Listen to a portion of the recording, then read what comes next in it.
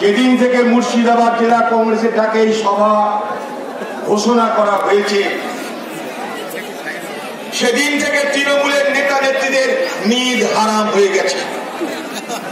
কারণ বাংলার মুখ্যমন্ত্রী দিদি ভাইয়ের কাছে মুর্শিদাবাদের তৃণমূলের নেতারা সব কথা দিয়েছিল যে মুর্শিদাবাদের কংগ্রেস দলকে আমরা উঠিয়ে দিয়েছি, মুর্শিদাবাদের কংগ্রেস দল বলে কিছু নেই, মুর্শিদাবাদের কংগ্রেসের কোনো অস্তিত্ব নেই। দিদি ভাইয়ের কাছে, বাংলার মুখ্যমন্ত্রীর কাছে মুর্শিদাবাদ জেলার তৃণমূলের নেতা নেত্রীদের এটাই ছিল বয়ান। দিদি কখনো পিঠে হাত চাপড় দিয়ে বলেছে, বাহ, এরকমই তো ভাই আমাদের দরকার। বিনা ভোটে কংগ্রেসকে উচ্ছেদ করে দিল, বিনা নির্বাচনে, বিনা লড়ে, বিনা জিতে কংগ্রেসকে উচ্ছেদ করে দেওয়া যায়।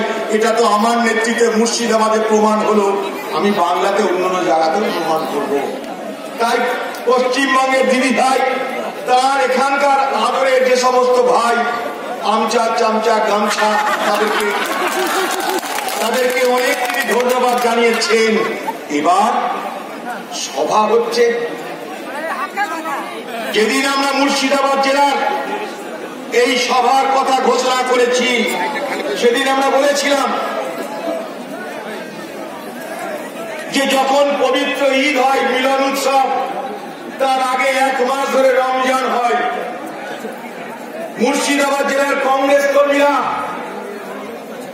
রমজান পালনের মতন 1 মাস ধরে শুধুমাত্র কংগ্রেস দলকে শক্তিশালী করার জন্য মানুষের কানে কানে কংগ্রেস দলের কথাটা পৌঁছে দিন, আর 5 তারিখে আমরা ঈদ যাপন করব। আজ আমরা ঈদ যাপন করব। মুর্শিদাবাদ জেলার কংগ্রেস কর্মীদের সালাম জানাই। প্রশাসন বিরোধিতা করেছে, প্রশাসনিক ভবনে, আরটিও দপ্তরে, আরটিও উপস্থিতিতে তৃণমূলের নেতা বলছে বাসের মালিকদেরকে, যদি কংগ্রেসকে বাস দেওয়া হয় তাহলে তোমাদের ব্যবসাতে বাস দেওয়া হবে।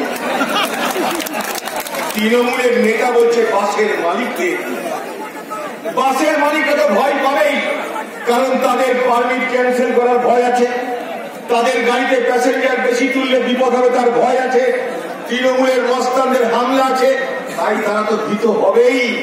আমরা বাস মালিকদের দোষ দিচ্ছি না, কিন্তু তার মধ্যেও যে সমস্ত বাস মালিক হিম্মত করে, সাহস করে আমাদের কর্মীদের আসবার জন্য বাস দিয়েছেন, গাড়ি দিয়েছেন, ট্রেকার দিয়েছেন, তাদেরকেও ধন্যবাদ জানাই এই সাহস দেখানোর জন্য। আর যারা তৃণমূলের ভয়ে আমাদের গাড়ি দেননি, তাদেরকে বলবো আগামী দিনে সাহস সঞ্চয় করবেন, কারণ এটা আপনাদের ব্যবসা।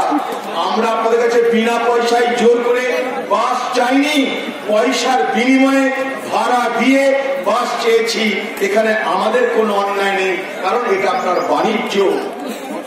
আজকে পশ্চিমবঙ্গে গণতন্ত্র কোথায়? যে বিরোধী দল তারা একটা সভা করবে, সেই সভাতে বাস দেওয়ার অধিকার থাকবে না বাস মালিকদের।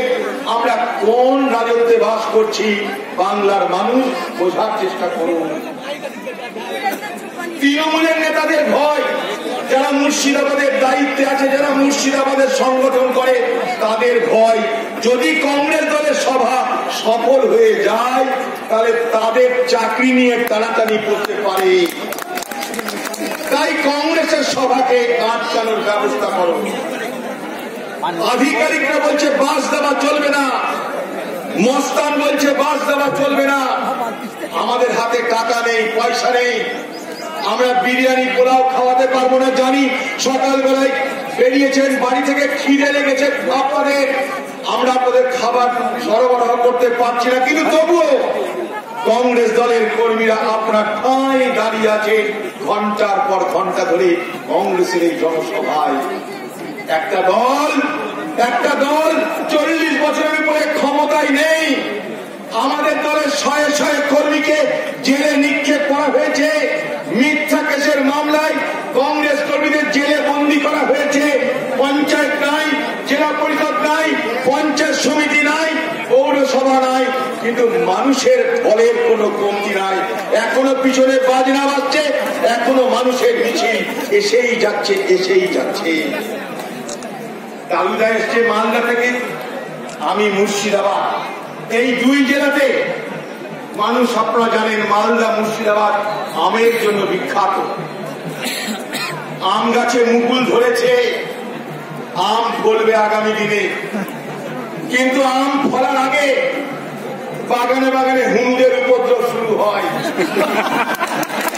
হুনুরা মুকুল ছড়িয়ে কচি আম খেয়ে আমের গোষ্ঠীর ষষ্ঠী পুজোর চেষ্টা করে। এই মুর্শিদাবাদ জেলায় কিছু তৃণমূলের হুনু তারা ভেবেছিল মুর্শিদাবাদ জেলা এই সভাটাকে পণ্ড করে দেওয়ার ব্যবস্থা করি। তাই তারা হনুমানের কীর্তন আরম্ভ করেছিল, বাস চলবে না, যাওয়া চলবে না, সভা করা চলবে না। দেখুন থামাতে পেরেছে।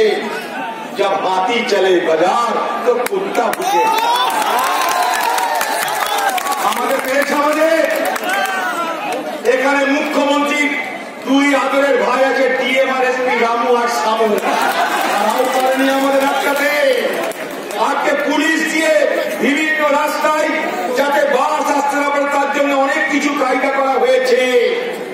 আজকে মুর্শিদাবাদ জেলার বড়ুয়ায় কংগ্রেসের বাস ট্রাক গাড়ি আটকে দেওয়া হয়েছে।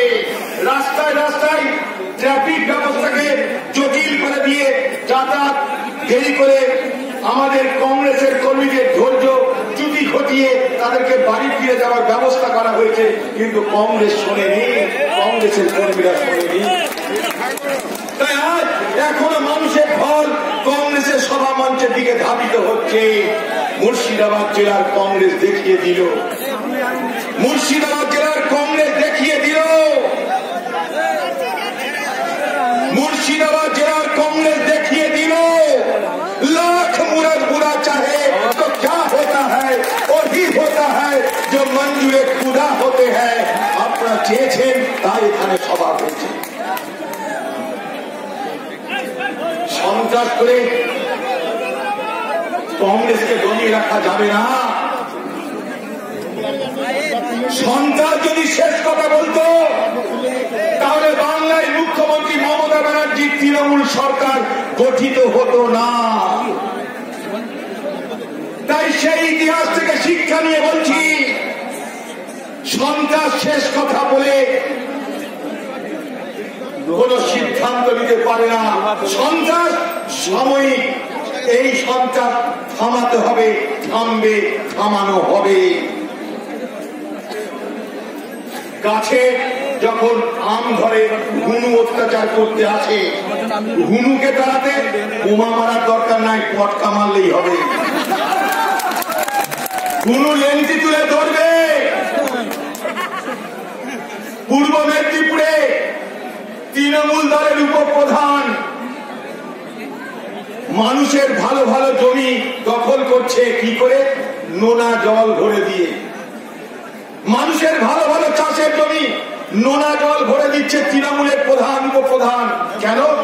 নোনা জলে চিংড়ি মাছ হবে, চিংড়ি মাছ বেচে টাকা হবে কোটি কোটি টাকা।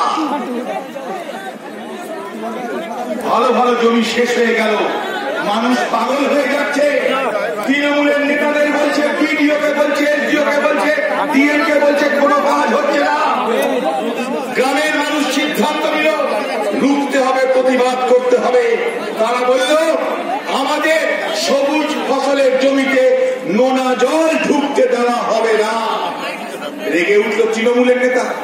এত বড় ক্ষমতা, এত বড় ক্ষমতা আমার নেত্রী মমতা। সবুজ মাঠে ঢুকবে নোনা জল, সেই নোনা জলে চিংড়ি ফলবে, আমার ঘরে ঘরে নামবে টাকার ঢল। তাই নোনা জল ঢুকিয়ে সবুজ জমিকে চিংড়ি চাষের উপযুক্ত করতে যারা বাধা দিচ্ছে তাদের বিরুদ্ধে রুখে দাঁড়ালো কে? তৃণমূলের উপপ্রধান। সাঙ্গ পাঙ্গ নিয়ে মানুষকে তারা মারতে এলো, বলতে এলো তোমাদের জমি আমাদের দখলে থাকলো, নোনা জল ঢুকবে, চিংড়ি মাছের চাষ হবে, কেউ বাধা দিতে এলে তার বিপদ হবে। সেই গ্রামের ভগবানপুর এলাকার একটা গ্রামের মা বোনেরা শঙ্খ বাজিয়ে একত্রিত হলো, পুরুষদেরকে বললো রুখে দাঁড়াও। এবার তৃণমূলের নেতা গ্রামে ঢুকে অত্যাচার করতে, মানুষ সেখানে রুখে দাঁড়িয়েছে, প্রতিরোধ করেছে। সেই প্রতিরোধে তৃণমূলের নেতা সেখানে মৃত্যু হয়ে গেছে। মানুষের গণপিটুনিতে তৃণমূল নেতা মৃত। এটাই আজকের বাংলা, এটাই আজকের বাংলা, যে তৃণমূলের নেতা, তৃণমূলের অত্যাচারী নেতারা আজ গণধোলায় মৃত বলে ঘোষিত হচ্ছে। একদিন এই তৃণমূলকে বাংলার মানুষ মাথায় সিংহাসনে বসিয়ে এ বাংলায় ক্ষমতা দিয়েছিল, আর আজ এই বাংলায় অত্যাচারী তৃণমূলের নেতাদের বিরুদ্ধে রুখে দাঁড়িয়ে গণধোলায় তাদেরকে মেরে ফেলার সিদ্ধান্ত নিচ্ছে বাংলার মানুষ। এটাই হচ্ছে বাংলার আরেক পরিবর্তন। এই পরিবর্তন শুভ নয়, এ লক্ষণ ভালো নয়, এ লক্ষণ কখনো আমরা সমর্থন করি না।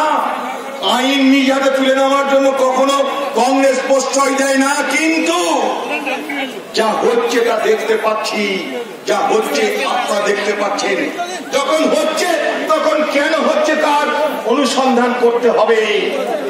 মুর্শিদাবাদ জেলার কংগ্রেসকে এখানকার প্রশাসন, এখানকার তৃণমূল সব মনে করছে যা খুশি তাই করা যায়।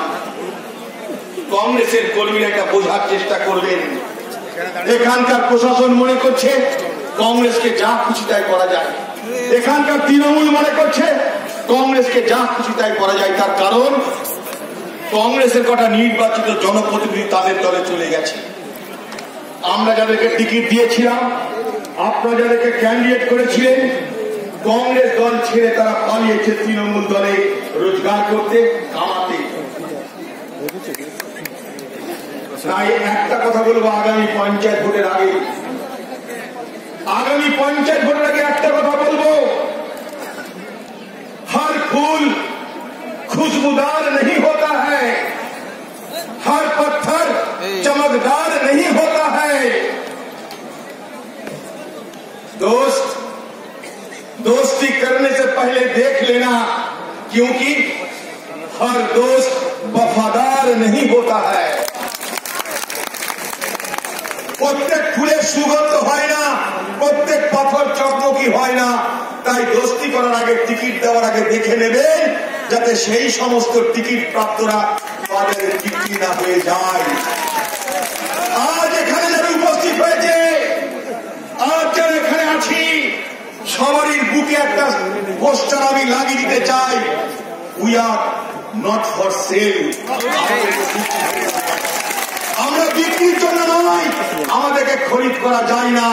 মুর্শিদাবাদের মানুষ আমরা, পকেটে পয়সা না থাকতে পারে, ফকির হতে পারি, জমি সম্পত্তি না থাকতে পারে, কিন্তু আমার নাম আমির খান। আমি ইজ্জত নিয়ে, মর্যাদা নিয়ে বাঁচতে চাই। পকেটের পয়সায় ফকির আমিরের বিচার হয় না। ফকির আমিরের বিচার হয় তার দিমাগে, তার মেজাজে, তার চরিত্রে, তার দৃঢ়তায়। তাই মুর্শিদাবাদের মানুষ, আমাদের অভাব থাকতে পারে, আমাদের গরিবী থাকতে পারে, তাই আমরা নামে হয়তো ফকির খান, কিন্তু মেজাজে আমরা আমির খান। এটা মাথায় রাখতে হবে।